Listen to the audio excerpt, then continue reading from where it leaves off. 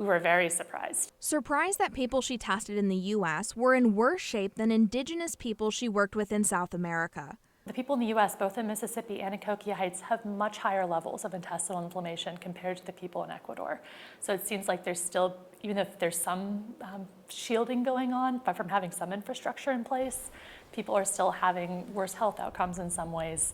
Dr. Teresa Gildner, a researcher at Washington University, thinks that is because people in the U.S. are not aware they are not seeking medical care. We've been talking with doctors to tell them what we're finding so they're aware. If patients come in with symptoms, maybe they should think about testing for H. pylori or other types of intestinal infections. Infections doctors are thinking about when they ask you, have you traveled internationally?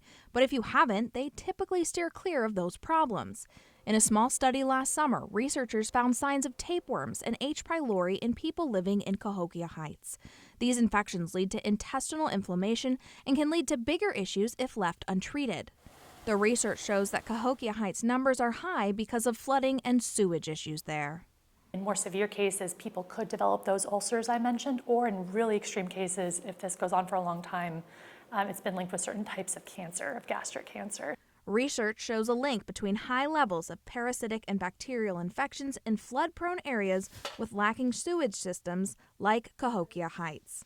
My hope is that in the long term, we can work towards bigger structural changes and improving infrastructure and really making sure people aren't exposed in the first place and they don't get sick at all.